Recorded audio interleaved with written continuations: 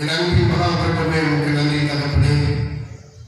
மகிமை நிறைந்த இந்த ஓய்வு நாளின் காலவெளி ஐஸ்வர்யப்பா தகப்பனே, இந்த 5வது மாதத்தை காண செய்த அன்பின் கிருபைகளுக்கு ஐஸ்வர்யம் தகப்பனே.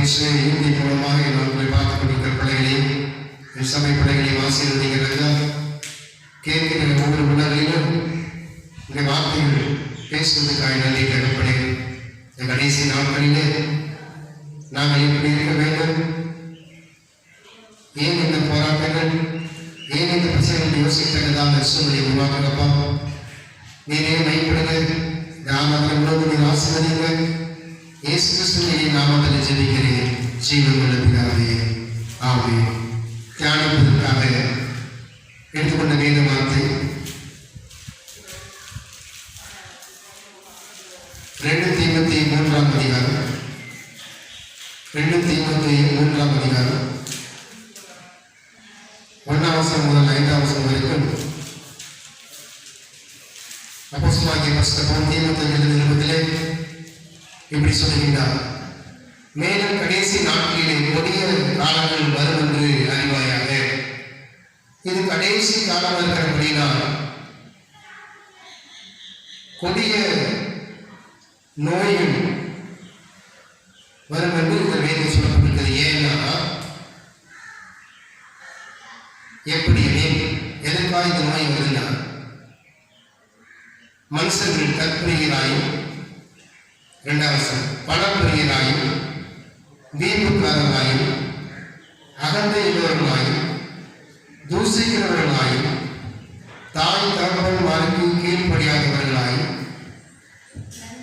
நன்றி அறியாதவர்களாயும், பசுத்தம் இல்லாதவர்களாயும், சுபாவ அன்பில்லாதவர்களாயும், இணங்காதவர்களாயும், அவதூறு செய்தவர்களாயும், இச்சை அடக்கம் இல்லாதவர்களாயும், கொடுமை உள்ளவர்களாயும், நல்லோரை பகைப்பவர்களாயும், துரோகிகளாயும், துணிகரம் உள்ளவர்களாயும், இருமாப்பவர்களாயும், தேவ பிரியராயிராமல் சுகபோக பிரியராயும், தேவ பக்தியின் தேசத்தை தரித்து அதன் பலனை மதலிகளாயும் இருப்பார்கள். இப்படிப்பட்டவர்களை நீ விட்டு விலகு என்று கற்றுச் சொன்னார்கள்.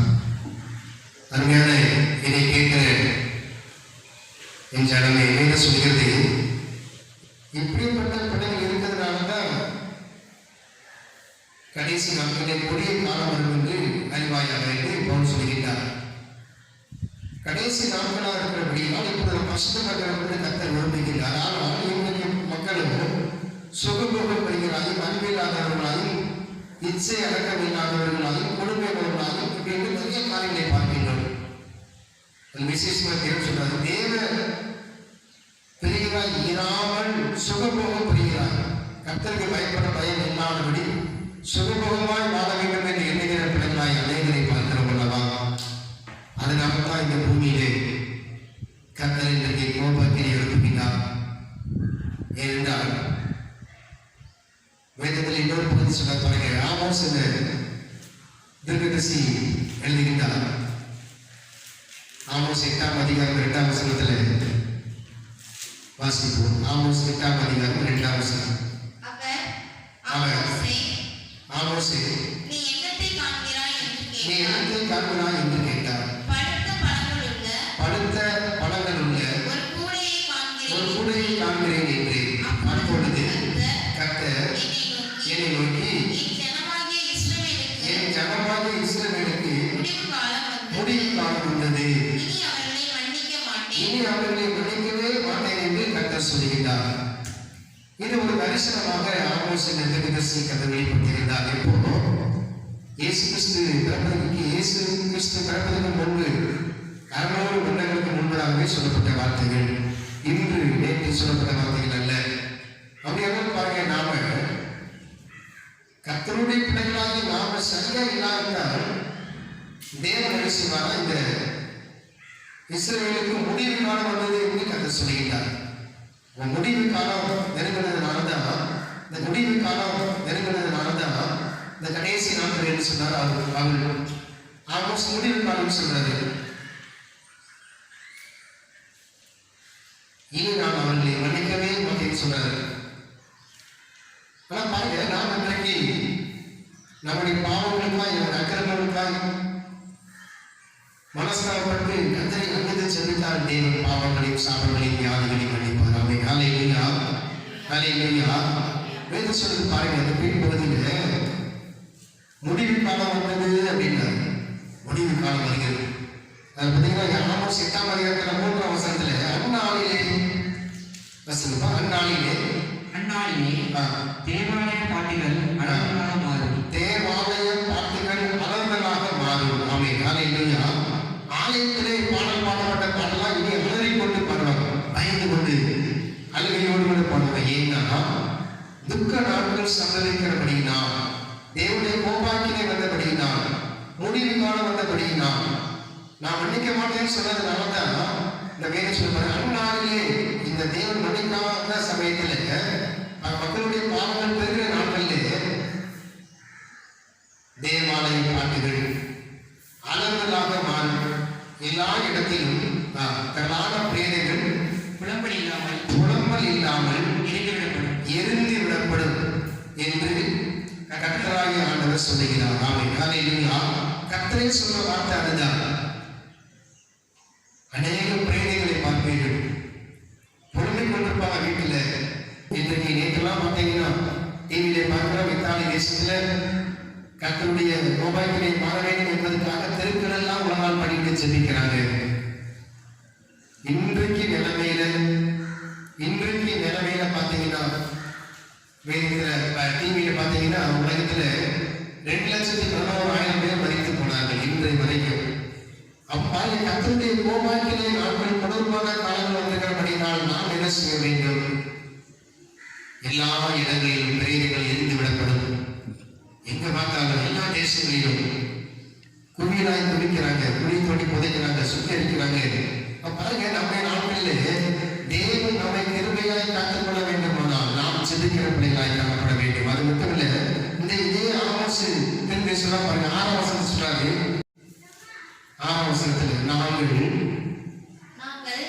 தவசம் வெறுக்கத்தக்கதாக மாதம் பிறக்கும் நாங்கள் தானியத்தின் பண்டசாலைகளை திறக்கத்தக்கதாக ஓய்வு நாளும் எப்பொழுது முடியும் என்று சொல்லுகிறவர்களே, இதை கேளுங்கள். பார்க்க ஓய்வு நாட்கள் வந்து ஆராதனைக்கு வந்தா அதை கருத்தாய் ஆராதிக்க மாட்டாங்க. ஏதோ கடமைக்காய் நான் போய் வியாபாரம் பண்ண போகணும், நான் போய் பண்டசாலைக்கு போகணும், நான் விற்பனைக்கு போகணும் என்று சொல்லி ஏதோ கடமைக்காய் வருகிற வியாபாரிக்கிற பணியினால்தான் அறிவுகள் காணப்படுகிறது. கர்த்தருடைய நாள் 6 நாள் வேலை செய்யணும். கர்த்தருடைய நாள் 7ஆம் நாள். அதுல நீயானாலும் வேலைக்காரனாலும் வேலைக்காரியானாலும் ஒரு வேலையும் செய்யக்கூடாது. என்னுடைய பாதை, என்னுடைய நாள். இடத்துல வந்து கேளுங்க, உட்காருங்க, நான் சொல்லுவேன், வரக்கூடிய காரியத்தை சொல்றேன்னு சொன்னாரு. ஆனால் பாருங்க, மக்கள் சுயபோகப்படைகளாய் காணப்படுறாங்க, கத்திரிகளாய் காணப்படுறாங்க. நான் வாழணும், நான் சம்பாதிக்கணும். ஆனா வேதம் சொல்லிருப்பாங்க, கர்த்தருடைய இந்த வேதத்திலே ஆமோஸ்ல 8ஆம் அதிகாரம் 6ஆம் வசனத்துல நல்லா சொல்றாங்க, ஓய்வு நாளை வியாபார ஸ்தலமாக மாற்றினாங்க. ஆணிகள் வந்தாலும் தொழிலுக்கு தான் பேசுவாங்க. வியாபாரமோ குறிக்கோளாய் காணப்பட்டபடினால் இதனால் தேசம் அதிர்கிறது, இதனால் தேசம் வேதனைப்படுகிறது. அது மட்டுமல்ல, அந்த 8ஆம் வசனம் சொன்னா பாருங்க, இது நிமித்தம் தேசம் அதிரவும் அதன் குடிகள் எல்லாம் துக்கிக்கவும் ஏங்கும் என்று வேதம் சொல்கிறது. இது நிமித்தமாய்தான் ஆராதனைக்கு வந்து கடமைக்காய் வருது, ஏதோ பேருக்காய் வருது, ஏதோ வாச சட்டமாக சபையார் சட்டமாக சொல்லப்படவில்லை. கர்த்தர் பார்க்கிறார் ஒரு ஆராதனை எப்படி காணப்படுகிறது நம்முடைய வாழ்க்கையிலே. அநேக தேசத்துல பார்க்கிறோம், அமெரிக்கா மற்ற தேசங்களிலே ஆலயங்கள் அடைக்கப்படுகிறது. ஆராதனை கூடங்களாம் இன்றைக்கு வேறு வேறு காரியங்களுக்காக அடைக்கப்படுகிறது, மாற்றப்படுகிறது.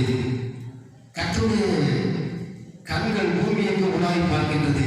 என் பிள்ளைகளை ஆராதிக்கிறார்களா? உண்மையாக பிள்ளைகளை கூப்பிடுற யாவருக்கும் அவர் சமயமா இருக்கிறார். ஆமென், ஹல்லேலூயா. அப்ப பரலோகத்திலிருந்து மனுபுத்திரை கண்ணோக்கி பார்க்கிறார், என் பிள்ளைங்க எங்க இருக்கிறாங்க, என்னை ஆராதிக்கிறார்களா? 6 நாள் நாம் வேலை செய்யப்படுத்தி என்னை வேலை செய்கிறார்களா? 7ஆம் நாள் என்னுடைய நாள் அல்லவா? எதிர்பார்க்கிறார். 4ஆம் வயது அன்னைக்கு நான் சொன்னாரு, நான் அப்படியே 10ஆம் வசனம் பார்த்தீங்கன்னா 10ஆம் வசனத்தை சொன்னாரு பாருங்க. 10ஆம் வசனத்துல உங்கள் பண்டிகைகளை உங்கள் பண்டிகைகளை ஆ. துக்கிப்பாகவும் துக்கிப்பாகவும் உங்கள் பாட்டிகளை எல்லாம் பாட்டுகளை எல்லாம் குழம்பலாகவும் குழம்பலாகவும் மாற பண்ணி பாட்டெல்லாம் குழம்பலா தான் பாடுறாங்க, குழம்பிட்டு தான் இருக்கிறாங்க. ஐயோ ஐயோ ஏன் கதறது வார்த்தை கேட்கிறது. பண்டிகைகளை துக்கிக்கலாம். நீங்க பாத்தீங்கன்னா இந்த கொரோனாவால, இந்த பிரச்சனைனால, இந்த லாக்டவுனால பாத்தீங்கன்னா எல்லா பண்டிகை நாட்களும் நடைபெற்று விட்டது. உதாரணமா இந்த கடந்த நாட்கள்ல குருத்தோலை ஞாயிறு இல்லை, பெரிய வெள்ளிக்கிழமை இல்லை, ஈஸ்டர் பண்டிகை நடக்கல. அதே மாதிரி காரணம் இல்லை. வேதம் சொல்றது உங்கள் பண்டிகைகளை துக்கிப்பாகவும் உங்கள் பாட்டுகளை எல்லாம் புலம்பலாகவும் மாற பண்ணி சகல அறைகளிலும் இரட்டையும் சகல தலைகளிலும் மட்டையையும் மட்டையையும் மறித்து அவருடைய தலையெல்லாம் மட்டை. ஏன்னா அனைவரும் மறித்து போனாங்க. அதை பார்த்தீங்கன்னா அது தொடர்ந்து நீங்க வாசி பார்த்தீங்கன்னா சொல்றாரு. இதே போல எரேமியா 14ஆம் அதிகாரத்துல நான் ரொம்ப வாசம் நினைக்கிறேன். அதான் பாருங்க, சிறியவரும் பெரியவரும் சாவார்கள், சிறியவரும் பெரியவரும் மறித்து போவாங்க, மொட்டை அடிக்கிறது கூட ஆள் இல்லை அப்படின்ட்டு அங்கே வேதம் சொல்லப்பட்டிருக்குது. ஆமைனா இல்லையா அல்லேலூயா. அப்படியெல்லாம் பாருங்க, இன்றைக்கு துக்க நாட்களாய் மாற்றப்பட்டது காரணம் கர்த்தருடைய பிள்ளைகள் கர்த்தருடைய நாட்களை கர்த்தருக்காய் செலவழிக்காதபடி உலகத்துல இஷ்டப்படி ஓடுகிறபடி நாள்தான். அப்படியானால் நாம் பாருங்க, நாம் தேவனுக்கு பிரியமாய் காணப்படுகிறோமா? இதே ஆமோஸ் 8ஆம் அதிகாரத்துல 11ஆம் வசனம் சொல்றாரு, இதனால் பஞ்சம் காணப்படும் என்று. ஆமென் அல்லேலூயா. 11ஆம் வசனம் வாசிப்பா, இதோ நான் தேசத்தின் மேல் பஞ்சத்தை அளிப்போம், நாட்கள் வரும். ஆமென். இன்றைக்கு வேதத்தில் சொல்லப்பட்ட பஞ்சம் வந்து வேத வார்த்தை கிடைக்கப்படாத பஞ்சம் என்று பார்க்கிறோம். ஆனால் உலகத்திலே உண்மையாகவே இன்றைக்கு சாப்பாடு வழியில்லாதபடி இன்றைக்கு புலம்புகிற மக்கள் அனைவரும் காணப்படுகிறாங்க.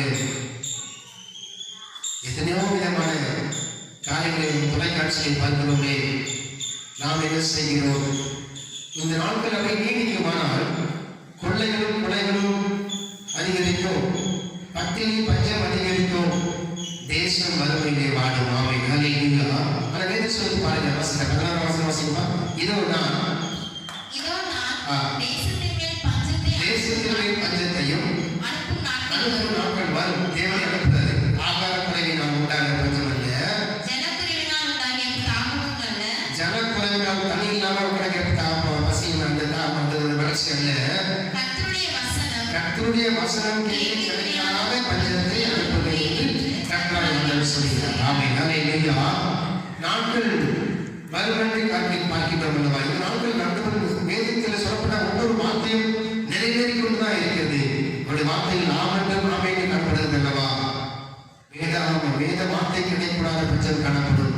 இன்னைக்கு பாருங்க, ஆலயம் அடைக்கப்பட்டதுனால ஆலயத்தில் கூடி வர முடியவில்லை. வீட்டில் செபிக்கிறாங்களோ செபிக்கிறே தெரியல, மணிக்கணக்கா செபித்த பிள்ளைங்களா நீங்க எப்படி இருக்காங்க தெரியல. ஆனா பாருங்க, இது வந்து சத்துருடைய ஒரு காரியங்கள். இதுக்குன்னா ஆலயம் அடைக்கப்பட வேண்டும், ஜெபம் குறைக்கப்பட வேண்டும், தேவனை தேடுகிற பிள்ளைகள் தேவன் தேடக்கூடாதுங்கிறதான ஒரு சிந்தை, ஒரு காரியத்தை உண்டாக்குகிறார். ஆனால் நாம இன்றைக்கு சரியாய் காணப்பட வேண்டும். தேவனை தேடுகிறவர்களுக்கோ ஒரு நன்மையும் குறைப்படாது. ஆமென் அல்லேலூயா அல்லேலூயா. அப்ப தேவனுடைய பிள்ளைகளாகிய நாம கர்த்தரை தேடுகிற பிள்ளைகளாக காணப்படுகிறோமா? சொல்ல பாருங்க, ஆமோஸ் 8ஆம் அதிகாரம் 13ஆம் வசனத்தை சொல்ல பாருங்க. அந்நாளிலே சௌந்தரியம் உள்ள கன்னிகைகளும் வாலிபரும் தாகத்தினால் சோர்ந்து போவாங்க. வாலிபர்களுக்கு வாலிப பையங்கெல்லாம் தாகத்துல சோர்ந்து போயிடுவாங்க. தாகத்தினாலே என்ன தாகம்? வாலிபர்களாகி அவர்கள் தேவனை தேர்ந்தெடுக்க முடியாத சூழ்நிலை. அந்நாளிலே சௌந்தரியம் உள்ள கன்னிகைகளும் வாலிபரும் தாகத்தினாலே சோர்ந்து போவார்கள். அப்போ தேவனை இந்த வேத சொல்வது 11ஆம் வசனத்துல என்ன தாகம் பார்த்தீங்கன்னா, கர்த்தருடைய வசனம் கேட்க கிடைக்காத பஞ்சம் வரப்போது சொன்னார். இதுதான் வாலிபர் மத்தியிலே காணப்பட போகிறது. அப்படியாக நம்முடைய வாலிபர்கள் வேதாகம் கிடைக்கல, வார்த்தை கிடைக்கல, அப்படி கிடைக்காட்டா என்ன நடக்கும்னா தேசம் தப்பீதமான சூழலில் உருவாக்கப்பட வேண்டிய வேதம் சொல்கிறது.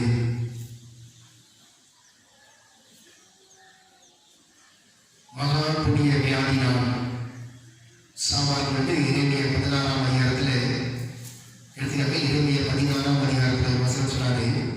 Thank you Jesus. Hallelujah. 16ஆம் அதிகாரம் 4ஆம் வசனம். மகா கொடிய வியாதிகளால் சாவார்கள், அவர்களுக்காக புலம்புவாரும், அவர்களை அடக்கம்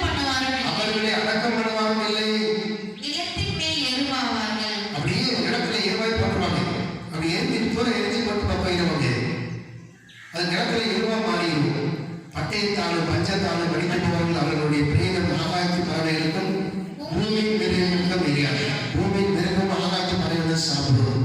அடக்கமனது கூட ஆள் இருக்க மாட்டாங்க. ஏன்னா குடிதான நாட்களிலே, குடிதான காலங்களிலே கொடிய நியாயினால் சாகிற நாட்கள் காணப்பட போகிறது அல்லவா? உண்மையிலே நம்ம பார்த்தா எல்லா டிவியில் பார்த்தா எல்லா சேனல்களிலும் எத்தனை நாட்கள் தொடர்ந்து கண்ணீரோடு காத்திருக்கிறாங்க. இயேசுவே மனமிறங்கும் மனமிறங்கும் தாய்ச்சியம் தேவனுடைய கோபாக்கினை மாற வேண்டுமானால் அவருடைய பிள்ளைகளாகி நாம் அவருடைய பாதத்திலே காத்திருக்கோமா? மனமிறங்கும் தெய்வம் இயேசு சுகம் தந்து நடத்தி செல்வார். மனமிறங்கும் தெய்வம் இயேசு சுகம் தந்து நடத்தி செல்வார். யெகோவா ராஃபா இன்றும் வாழ்கிறார். யெகோவா ராஃபா இன்றும் வாழ்கிறார். சுகம் தரும் தெய்வம் இயேசு சுகம் என்று தருகிறார். சுகம் தரும் தெய்வம் இயேசு, சுகம் தரும் இயேசு ஒருவர் உண்டு. மகனே, நாம் இயேசுவை நோக்கி பார்க்கிறோமா? இறைமையோட சொல்லப்பட்ட வேத வார்த்தைப்படியாக ஆயிரம் ஆயிரம் லட்சம் லட்சமான ஜனங்கள் மறித்து போவதை பார்க்கிறோம். இதே இறைமையா தான் கிமு 600 வருஷங்களுக்கு முன்னாடி எழுதப்பட்ட வார்த்தைகள் நிறைவேற்றப்பட்டிருக்கிறது அல்லவா? இறைமையா 14ஆம் அதிகாரம் 6ஆம் வசனத்தில் வாசித்து பாருங்க. 16:6 இந்த தேசத்திலே பெரியோரும் சிறியோரும் சாவார்கள். உண்மைதான். இன்னைக்கு அமெரிக்கா மற்ற நாடுகள்லாம் பார்த்தீங்கன்னா வயதானவர்கள் மறிக்கிறாங்க, சின்ன பிள்ளைங்க மறிக்கிறாங்க, மற்ற யாரும் மறிக்கல. ஆமை வேதத்தில் வார்த்தை உண்மையாய் நிரூபிக்கப்படுகிறது. ஆமை ஹல்லேலூயா. இந்த தேசத்தில் பெரியோரும் சிறியோரும் சாவார்கள். அவர்களை அடக்கம் பண்ணுவாரும் இல்லை, அவர்களுக்காக புலம்புவாரும் இல்லை, அவர்களுக்காக புலம்புவாரும் இல்லை. அவர்கள் நிமித்தம் தீயில் கொண்டு மொட்டையடித்துக் கொள்வார்கள். மொட்டையடித்துக் கொள்வதற்கு ஆள் இல்லை, யாரும் வாரிசு இல்லை, குடும்பமே இல்லை. இன்றைக்கு பல பேருத்தினுடைய வார்த்தை எப்படி இன்றைக்கு நடக்கிறது போலவே அன்றைக்கே எழுதி வச்சிருக்கிறாங்க. 2000 வருஷத்துக்கு முன்னாடி, 2600 வருஷத்துல பாருங்க. தேவனுடைய வார்த்தை எப்படி பார்த்தீங்கன்னா ரொம்ப கருகலான வார்த்தை சொல்லப்படுறது முன்னாடி சத்தியமான வார்த்தை. ஹல்லேலூயா. அதில் பார்த்தீங்கன்னா 7ஆம் வசனம் வாசிங்க. செத்தவர்கள் நிமித்தம் உண்டான துக்கத்தை ஆற்ற அவர்களுக்கு அப்பம் பகிர்வாரும் இல்லை. ஒரு குடும்பத்தில் ஒரு ஆள் இறந்து போனார்னா அதை விசாரிக்கிறவங்களுக்கு யாரும் வர முடியாது. நீங்க கொரோனா வந்து ஹாஸ்பிட்டல்ல மதிச்சாங்கன்னா வீட்டுக்கு கூட வாங்கி கொண்டு வர முடியாது, சொந்த பந்தங்களோட பார்க்க முடியாது, துக்கமாக இருக்கிற பிள்ளைகளுக்கு சாப்பாடு முடியாது. அப்படியாப்பட்ட லாக்டவுன் காணப்படுகிறது. ஆமை ஹல்லேலூயா. அது அன்றைக்கே சொல்லப்பட்டிருக்கு. செத்தவர்கள் நிமித்தம் உண்டான துக்கத்தை ஆற்ற அவர்களுக்கு அப்பம் பகிர்வதும் இல்லை. ஒருவனுடைய தகப்பனுக்காவது ஒருவனுடைய தகப்பனுக்காவது ஒருவனுடைய தாய்க்காவது துக்கப்படுகிறவர்களுக்கு தேவதை பாத்திரத்தை குடிக்க கொடுப்பாரும் இல்லை. அழகப்பா கவலைப்படாதப்பா சொல்லி ஆகாது கூட ஆரம்பிக்க மாட்டாங்க. ஏன்னா வந்தவங்களுக்கும் இந்த வியாதி பரவிடும், ஆண்டு சொல்லுவதற்கும் வியாதி பரவிடும். யாரும் வர முடியாத சில நிலைமை அப்படியே வேதனையோடு காணப்படுகிறது அல்லவா? அப்பா இந்த வியாதி என் தேசத்தில் நடக்கூடாதப்பா. என் சபை பிள்ளைகளுக்கு, என்னுடைய பார்க்கிற என்னை கேட்கிற பிள்ளைகளுக்கு இந்த நோய் தொற்றக்கூடாது நாம் சிந்திக்கிறோம் அல்லவா? அதில் பார்த்தீங்கன்னா 9ஆம் வசனம் சொல்றார். ஏனெனில் 9 ஏனெனில் இதோ இவ்விடத்திலே நான் உங்கள் கண்களுக்கு முன்பாகவும் உங்கள் நாட்களிலுமே சந்தோஷத்தின் சத்தத்தையும் மகிழ்ச்சியின் சத்தத்தையும் மணவாளின் சத்தத்தையும் மணவாட்டியின் சத்தத்தையும் ஓயப்பண்ணினேன். கர்த்தரே நாம் நிறுத்தி போடுவோம் அப்படிங்கிறார். ஓயப்பண்ணினேன் அப்படிங்கிறார். என்று இஸ்ரவேலின் தேவனாகிய சேனையின் கர்த்தர் சொன்னார். நாம சொல்ல, மக்கள் சொல்ல, யாரும் மனுஷன் சொல்லல.